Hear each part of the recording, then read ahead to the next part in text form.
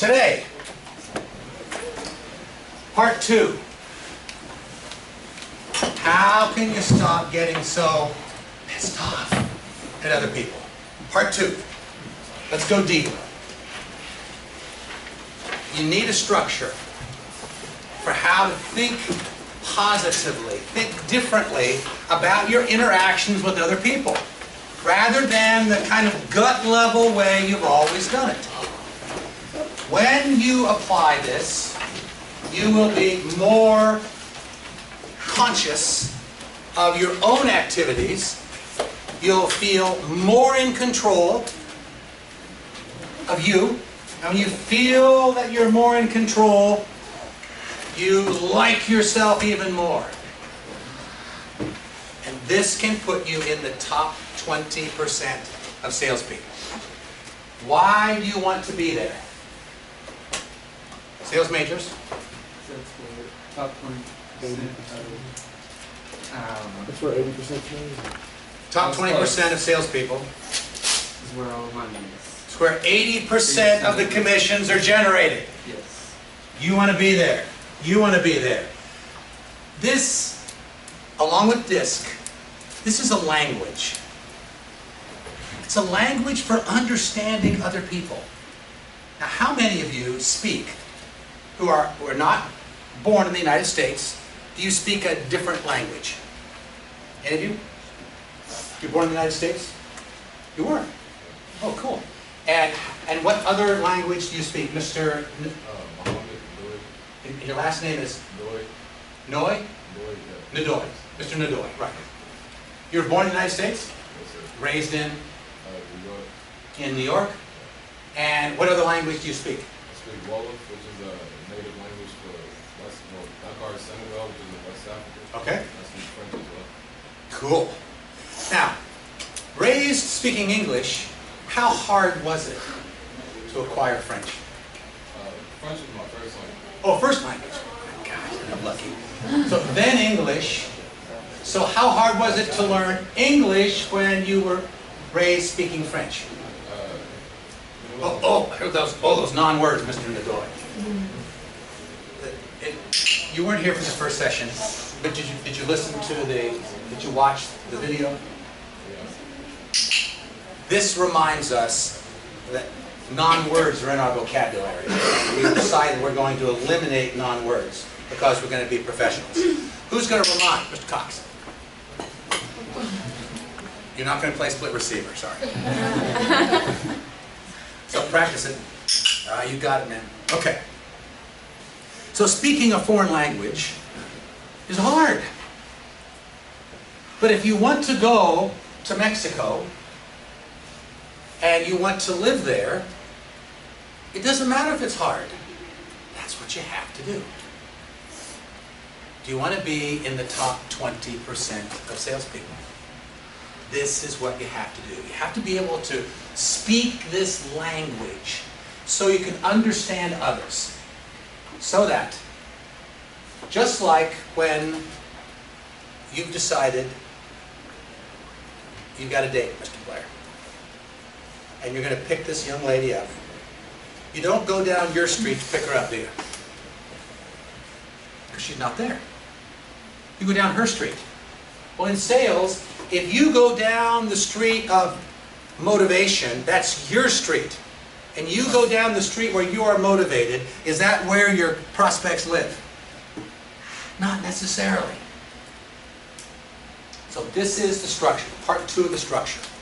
Now before we go there, how many of you followed the assignment I gave you on Friday, and you sat, Mr. True, you sat at the, potentially having an adult beverage or two, and did you watch other people? Did you? Yes, it wasn't a bar locally. It was actually it's at a marina at Cave Run Lake, and I just watched everybody, and it was interesting because there was people that were. There's some people that would sit there and they would literally have 2 hands on their glass, just like this, the whole time. The whole time. And then there was people. Oh, let me ask you a question. Were they enjoying themselves? I don't know, because it looked like they weren't. But they did it all night, didn't they? Yeah, it was very strange. So what's that mean? Do you do something all night that you don't enjoy? No, you go someplace else, right? They were at the bar. A low I will sit at the bar and listen, be very aware of everything that's going on, and not look around. That's how they do it. Now, did you also see some other people? Yes, I saw, actually right next to the guy, there was someone that never even touched his drink, was just looking around at everybody, smiling, just looking. I guess he was looking for a group or something, because the whole time. High I? I guess so, yes. Of course, he's looking for other people. He's looking for someone else to talk to. Did he talk to the bartender? Oh, absolutely. Oh, the bartender. Listen, bartenders know this down pat. They know the high I's to get them talking, the low I's. They know how to do it. A bartender explained to me once what his job was. You'll have to understand this. My job is to get every dime out of your pocket. Once you understand that's the motivation, then they're going to want to have drinks and something to eat. And if you're about ready to leave, they're going to say, hey, do you know this person? They're going to try to keep you there. That's what good bartenders do. To make sure you have a great time and you leave and your credit card limit is 0. Just remember that. All right, anyone else have an experience? Let's go.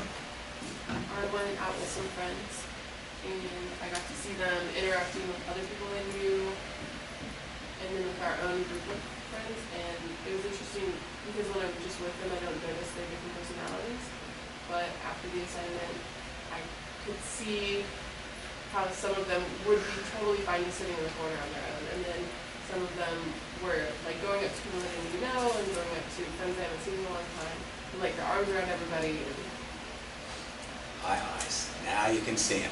Now you're beginning to speak the language. Figuring out other people. You try to figure out where they live, and then you go down that street to pick them up, Mr. Blair. All right, now let's talk about motivation. This model we're talking about, if you pull out your profiles again, we're going to talk about part 2. So, this one has deep roots. At the core of when you look at page 7 and page 8. Edward Spranger wrote a book in 1914 called Types of Men. In the book, he identified core motivators. We're going to talk about them. And he said, these motivators motivate every person on the planet, whether you're in Senegal. My son was there as a military assignment just a year ago. Whether you are in Africa or Europe or in Iceland, doesn't make any difference. These are the core motivators that drive every human being. So in this session, we're going to focus primarily on you to make sure that you can understand how you are motivated and you can relate to these. You can say, oh, that's right, this does motivate me, and oh, yeah, these don't. Terrific learning, just in understanding that. So let's start at the top. We explained last time the relationship between stimulus and response. We're still there. Here's how it works in motivation. If you are strongly motivated by one of the motivators, stimulus and response are knitted together. That means when you feel like doing something, you do it. You don't really think about it because you're motivated to do it, and by definition, you just do it. Now the question is that the right thing to do? Should I talk to this client about this, or should I talk to this one about that? What should I do? If one client I like, and every time I go in I feel good, I have a tendency to go talk to that client. Right, Ms. Kerr? But is that the client, the prospect I should be calling on? We have to learn how to pull stimulus and response apart, so we're not caught hour after hour, day by day, doing what we feel like doing. We need to use the 100,000-year process of development of the cortex to think, to figure out what we should do. Here's an entree. Wednesday, we're going to talk about thinking. The last part of the assessment. Powerful. So today, let's talk about the 7 motivators. We're going to start, if you'll pull out that section, I'll go top to bottom. And that's page 8, I think, right? 9? What's right there? 10. Page 10.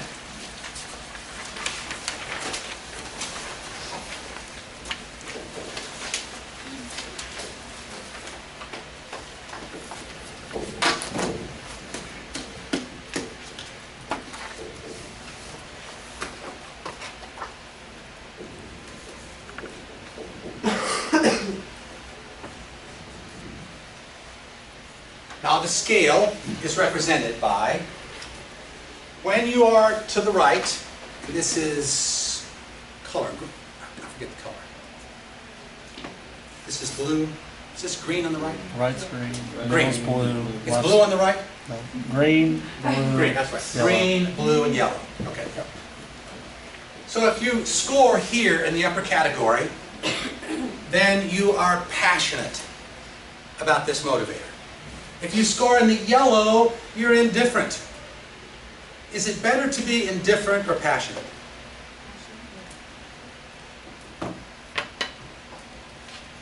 Neither. It's you. Now, it could be in a given circumstance that you might not want to be driven by the motivator that drives you, but it's just you. So the first part of this exercise is me understand me. Like, why do I do this and why don't I do that? At the core, it's right here. So what happens if you're in the middle?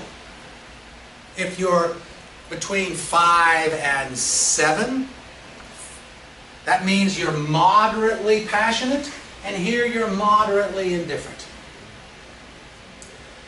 When you can identify yourself with these motivators, this helps you define why you do certain things and why you don't do others. What should you do? I don't know. It's whatever is the best response to the stimulus. Let's start at the top. Aesthetic. The aesthetic drive is the drive on the inside for someone to look good. High aesthetics can hardly help passing by a mirror and not looking. They like how they look. And they like to look good.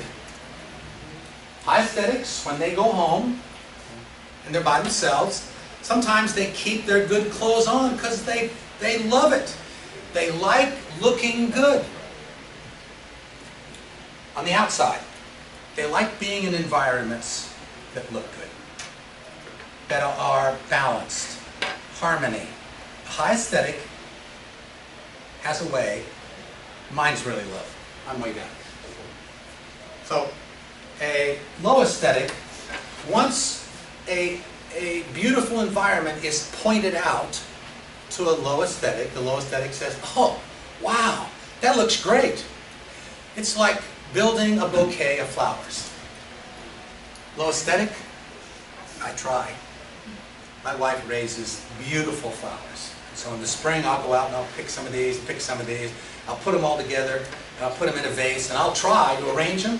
When I go up, she says, oh, thank you, and she goes, click, click, click, click, click, click, click. Oh, wow, those flowers I brought up? Because she's a high aesthetic. She just, innately, she is motivated by making things look good. Now, if you're not motivated by this, you're indifferent. Mr. Gates, indifferent. I can see it because I can see his attention beginning to wane. It's not an indictment. It just means, big deal.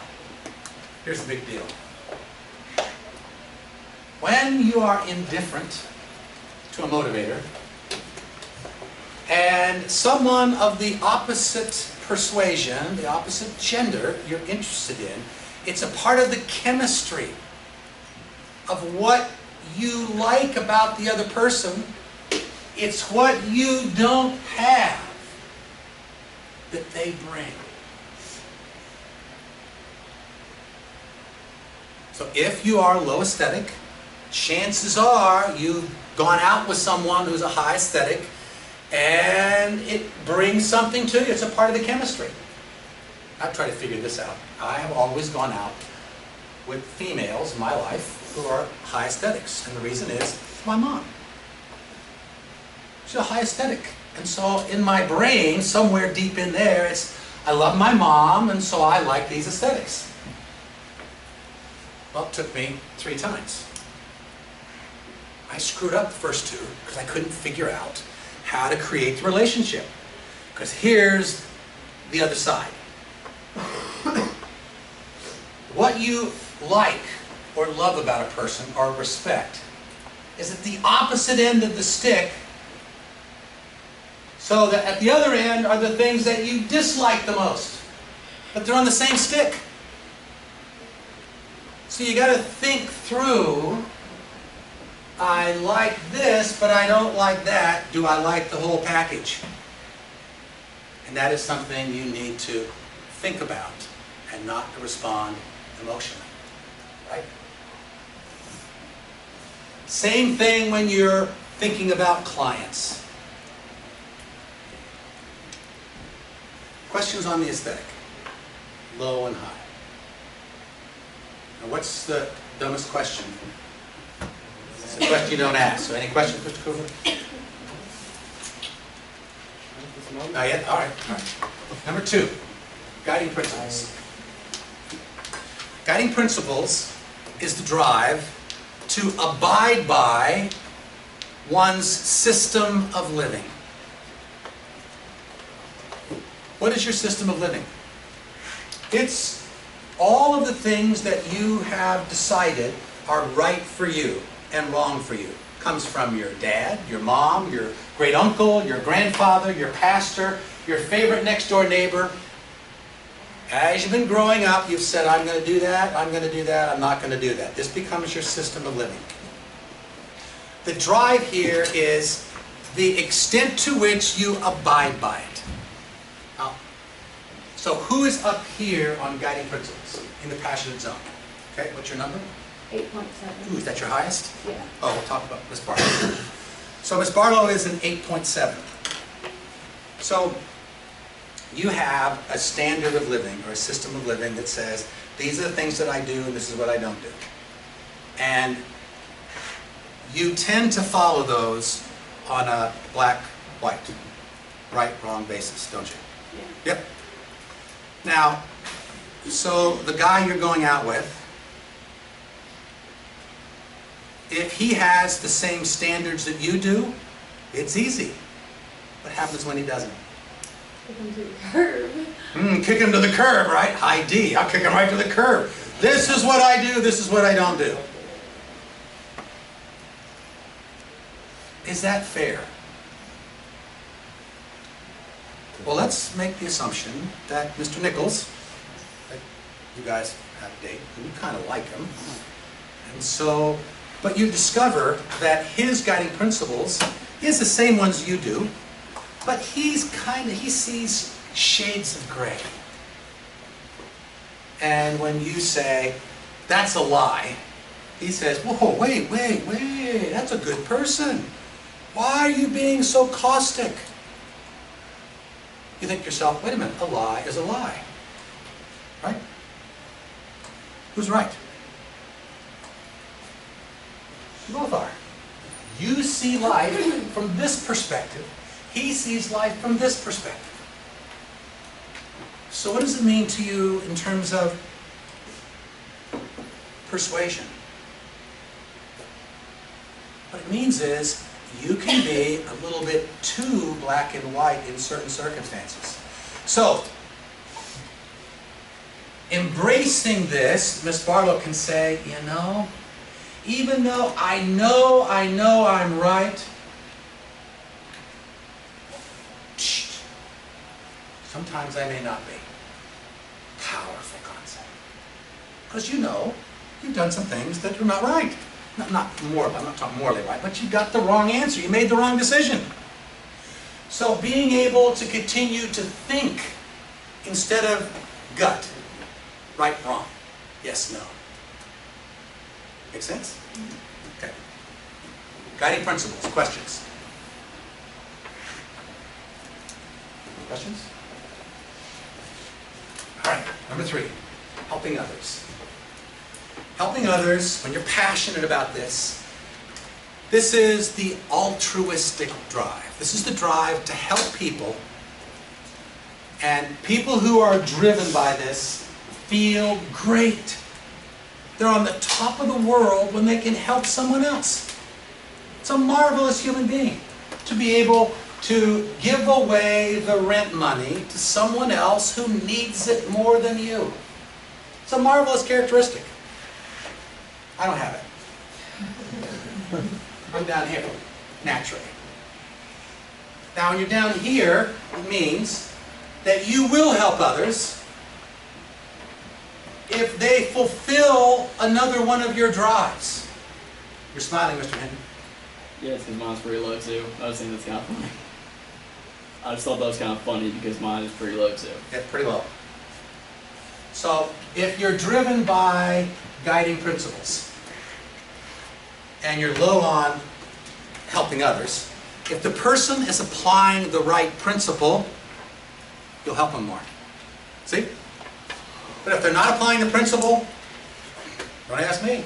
Hey, listen, if you just did things the right way, good things would happen to you. Oh. See, what we've got to be able to do is be likable to everyone. And we have to have the capacity to embrace others, even though we don't like them. Because we want to create a relationship with them so that they can become a client. Questions on helping others? Mr. Johns, you sure? No? Now, Mr. Cooper.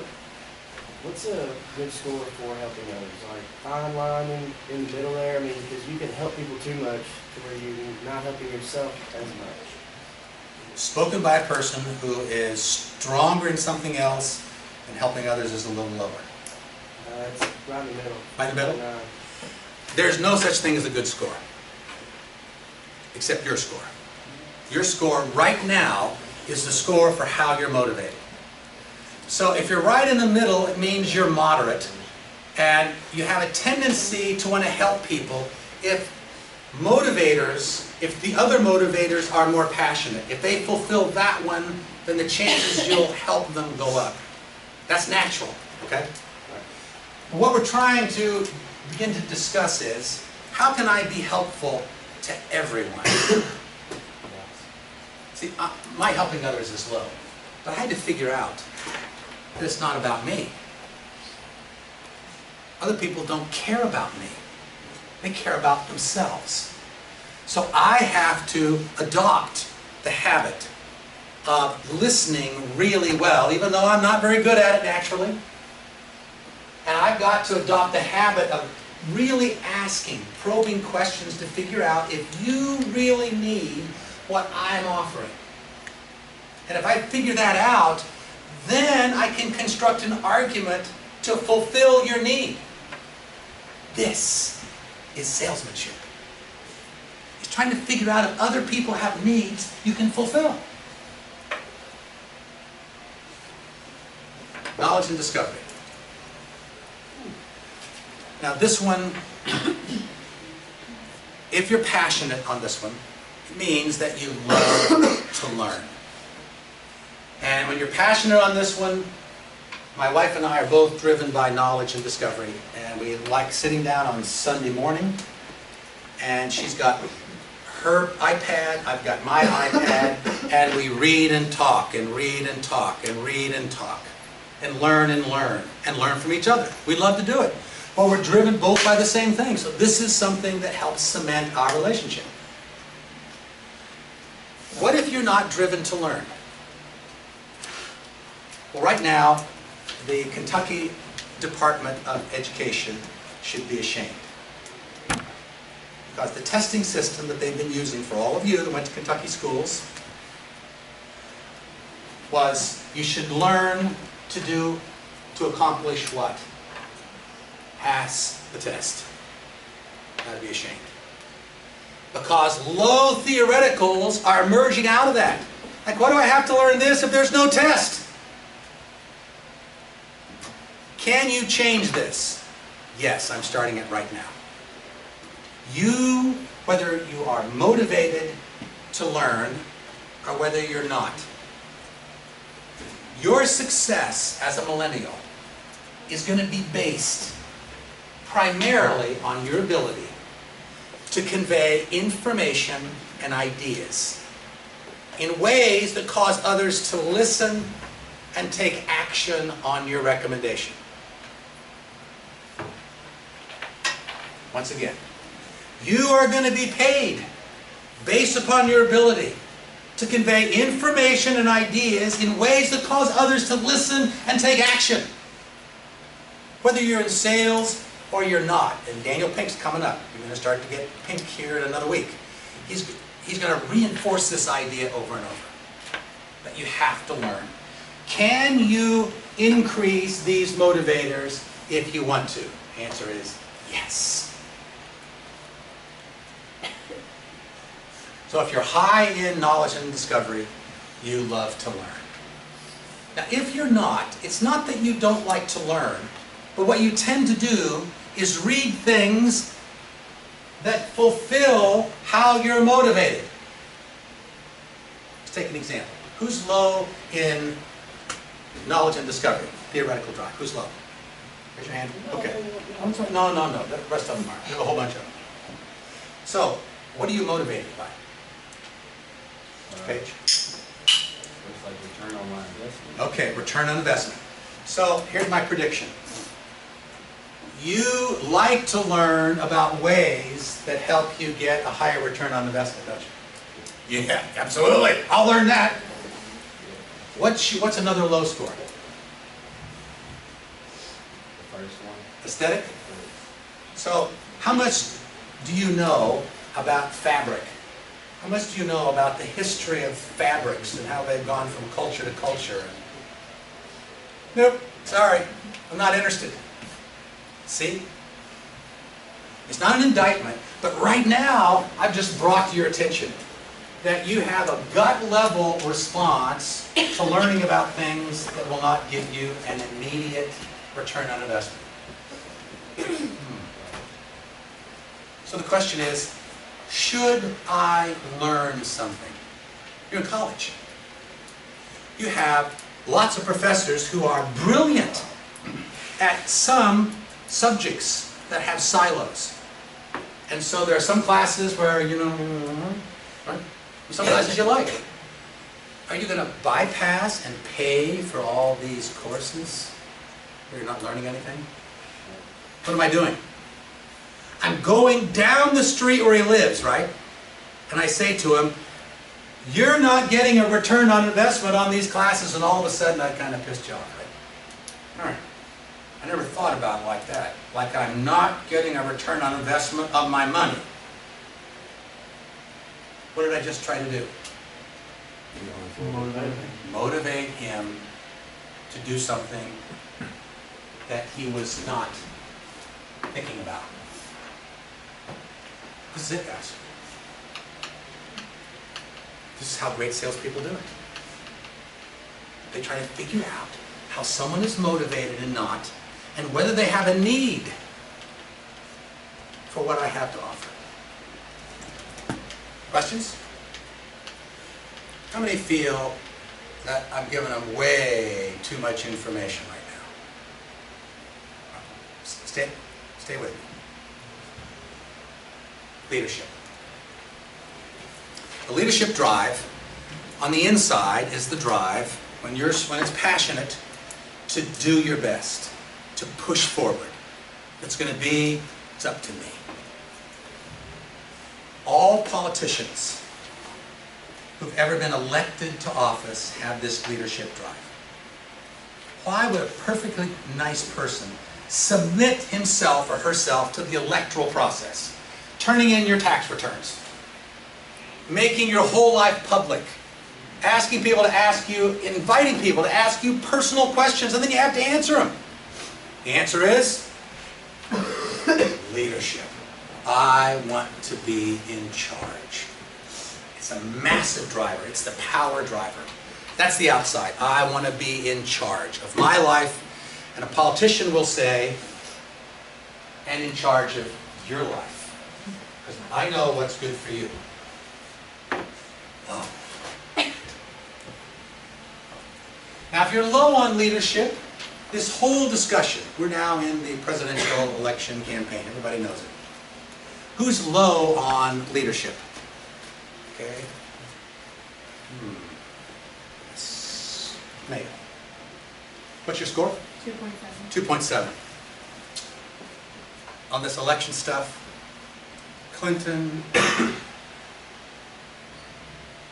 Trump, who cares? Yeah, they're saying the same thing, right?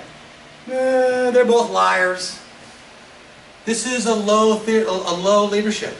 So if you are trying to persuade her, if you're on a date with Miss Mayo and you want to have a political discussion, how long will you be interested? Not long. About that far. Okay. Pretty soon, eyes roll back in the head. Right. Now, what happens if you are driven by leadership and somebody else is not? Who's driven by leadership? Strong. Mr. Johns, what's your score? 8.0. Oh, 8.0. So you're on a date with Miss Mayo. And she says, so you say, well, who are you gonna vote for? And she said, they're all the same. And you say, what? All the same? Now, all of a sudden now, stimulus and response are, right? The anger starts emerging. Are you saying this? No, wait. She says, I just think they're both liars. They're both saying the same thing. What? Now we have a disagreement, right? So what if he says this? She's going, oh no, I don't want this discussion. Please stop. I don't care. Don't get mad. Right? And you're saying, this is important. This is the rest of your life. As a matter of fact, there have been times when you haven't voted. What's it make? It doesn't make any difference. My little tiny vote. So guys, just recognize here, the biggest arguments you get in with other people are almost always a product of you being passionate and them being indifferent. And you fighting over something that you're passionate about, or you're saying, get out of here. Or you're both passionate about something that you disagree with. And then, man, you really go to town. Question about leadership. Any other questions, guys? Peace and harmony. Now, peace and harmony, to those who are motivated, is just as natural as waking up in the morning. But to those who are not, it is a brand new learning experience. So peace and harmony. This is, people who have this are driven to want to feel good wherever they are, in any environment. Whenever they go into a room, they get a feel for how the room feels. If they get into a conversation, if they walk by a room and they listen to the tenor of the discussion, they can hear whether it's chaotic or whether it's nice. Oh. And they tend to want to enter environments that feel good. And they tend to want to exit environments that aren't. You're nodding your head, Ms. Mayo. Yeah. What's your score? 8.1. 8.1. Now, who is low in this score? 2.9. 2.9. Anybody lower? 2.6. 2.6. So, a 2.6 and an 8.1. 1. So the peace and harmony, Mr. McDonald, he's listening to this discussion, but inside he's going, what? They do what? Right? It's like, you're kidding. I mean, you feel something when you walk into a room? Oh yeah. Like, how's it feel? What are you talking about? It's just a part of you. It's how you are as a human being. Really? I don't feel that. Oh, you just must be weird. No, I'm not weird a bit. I can feel pain, but listen, what Mr. McDonald can do is he can change the way he feels by what he does. If I feel badly and I want to feel good, I just do something that I know will make me feel good. Can a peace and harmony do that? No. No. The peace and harmony person says, I do what I feel like doing. And I apply that almost across my whole life. Just with the same amount of passion that you do on guiding principles. It's you do what you feel. Now, has that ever gotten you into any trouble? Not that I can recall. Not that I can recall, because I always do what I feel. Wake-up call. The more you can separate those out. When you feel like doing something, oh, this is so hard, this is so hard, because it's so ingrained. To be able to say, wait, pause. Is this what I should do? Will I be better off if I did that versus that? It's the thinking component. When you can develop that, then you can pause between stimulus and response, and then your decision making will improve. Now, on Wednesday, we're going to talk about this, the last component of the assessment, which is how you think about what you think about in sales. Don't miss that session, because that's the coup de grace. That's the most powerful of the 3 assessments.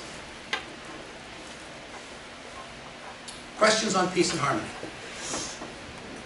Anyone low on this that hasn't figured this out? Mr. Hinton, what's your score? 3.1. 3.1. You understand this? Yes, sir. You do? I believe so. Have you ever gone out with a female who has a high peace and harmony? I believe my girlfriend is. Guys and gals, this is a part of the chemistry for what attracts us.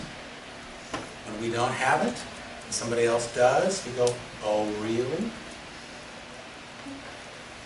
Now, that's the good news. The bad news is that there's just one stick. The things that you're attracted by are also the things that upset you. What upsets you about high peace and harmony is that they tend to be moody from your perspective. All of a sudden, she'll not feel good. And you go, what's wrong? She'll say, nothing. Wait, well, so, are we going to go out? No. Why? I don't want to. Why? Stop asking me questions. Well, see, the low peace and harmony says, yeah, but I don't understand. Now this is not gender specific, this is guys and gals, it passes right across.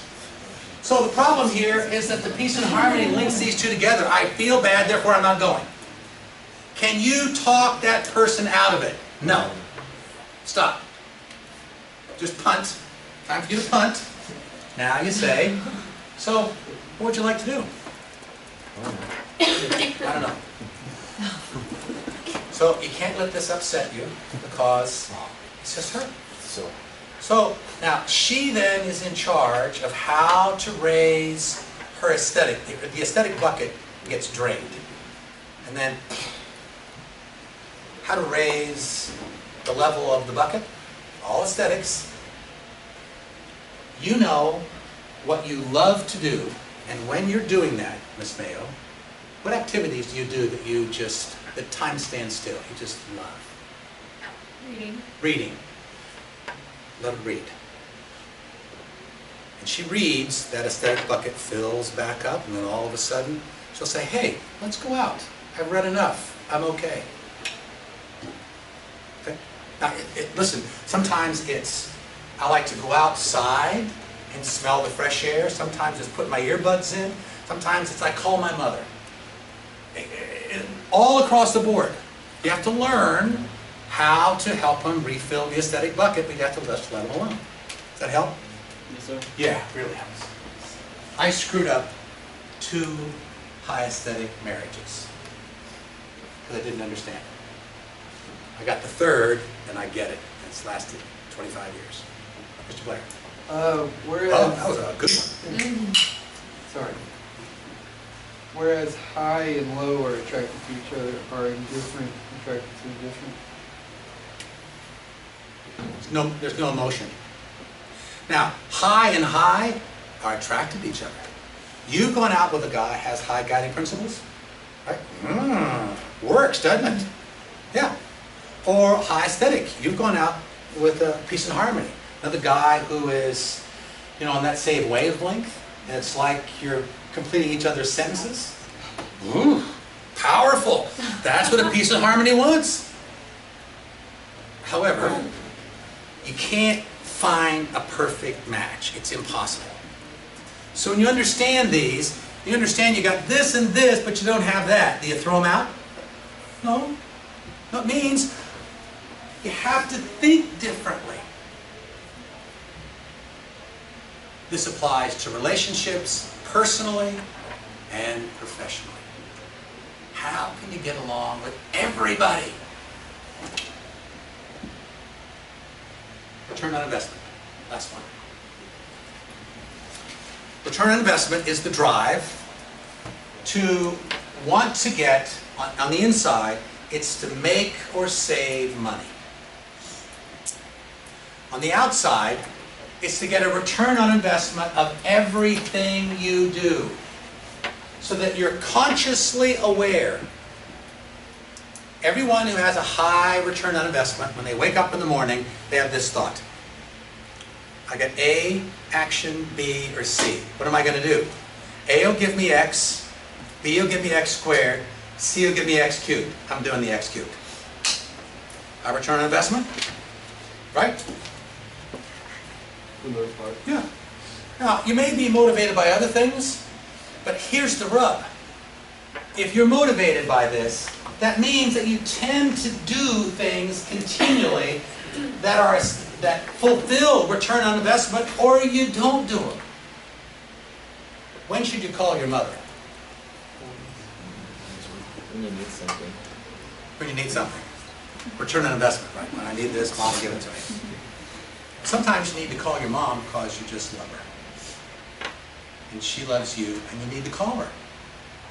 So when that feeling emerges, and your return on investment says, yeah, but I need to do this,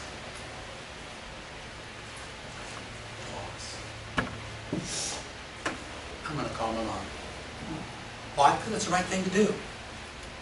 And what you tend to do, what all return on investments, people who are motivated this way, tend to do, is they tend to look at instant gratification as the reason, as how to fulfill the return on investment.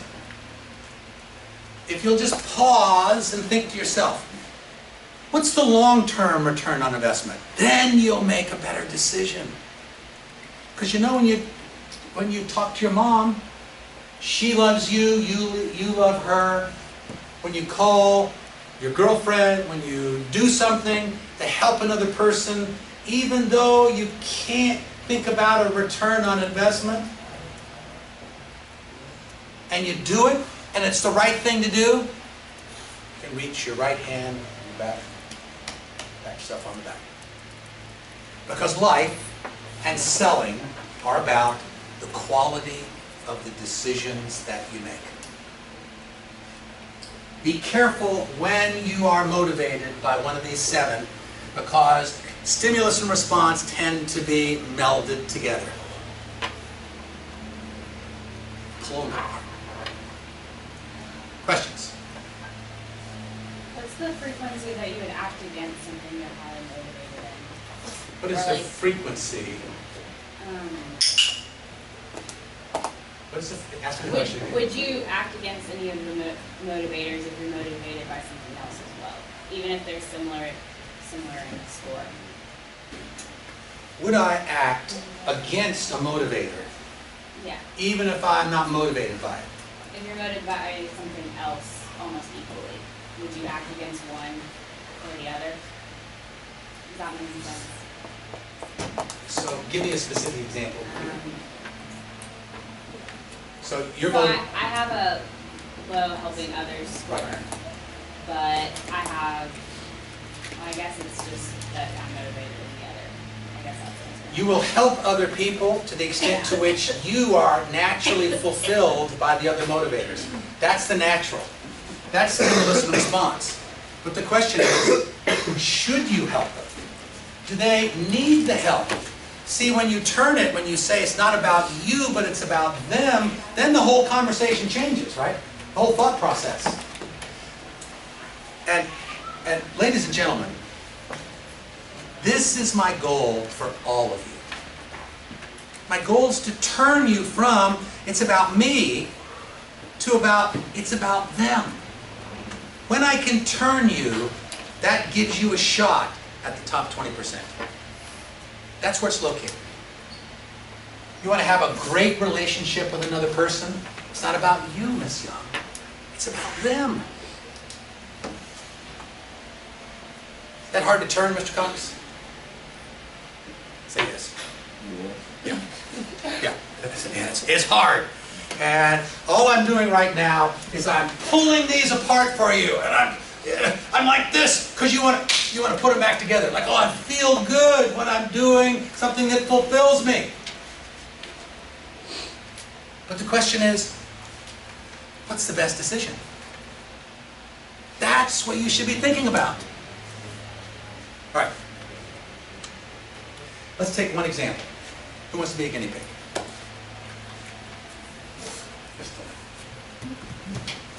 Okay. So your scores.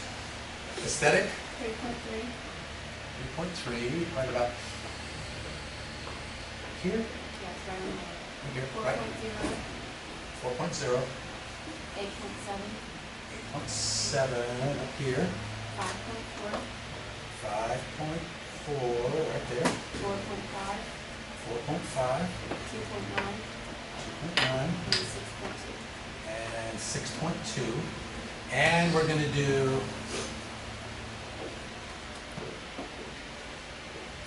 disc. Give me your disc scores. D. 5.8. 5.8. 5.4. 5.4. 4.6. 4.6. 4.2. 4.2. That's in the natural style. Right, natural. So Miss Delano is, behavior is she is independent. D over C. Gets things done her way. High sense of urgency. Pretty easy to meet people. Can be inspirational when she wants to do something to get her something she wants. That's the behavior. That's how she does it. Why? What fulfills her? Helping others and return on investment. How does this work? She is most fulfilled when she can make money in a way that equivalently helps somebody else. And that's what fires you up, right? Yes. Then find a profession in which you can do that for a living. And you'll be happy. Now, Would you say I want to be pharmaceutical sales? pharmaceutical sales rep. So what I'm going to be talking to you about later is how to assess other people's needs. You already do it.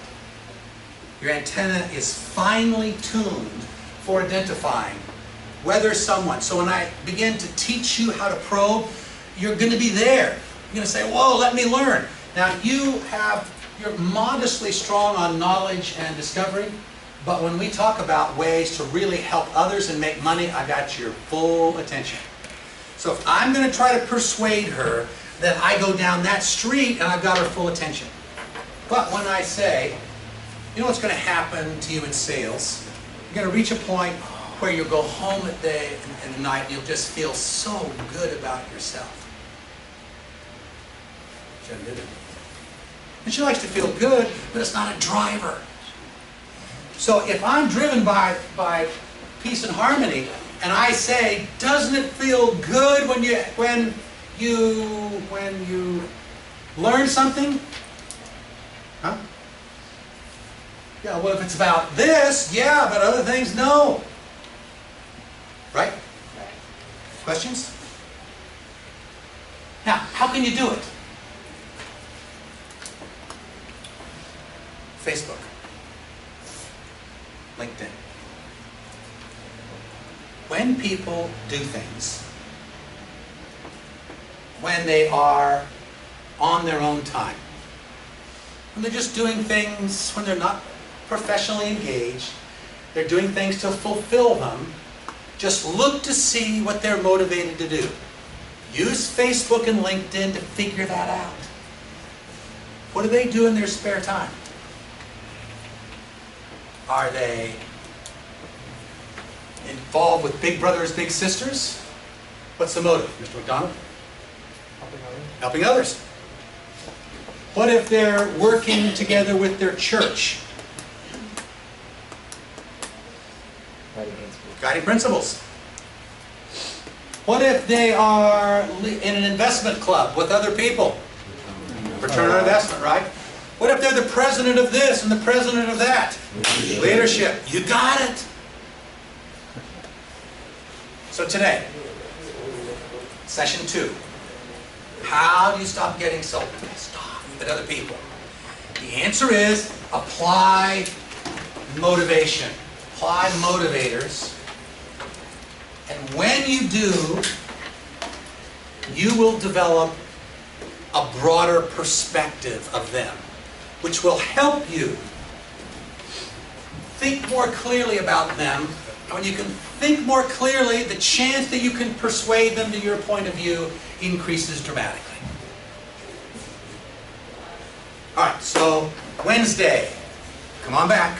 We're going to do the last part of the trilogy. And this is how clearly you think about what you think about. See you then.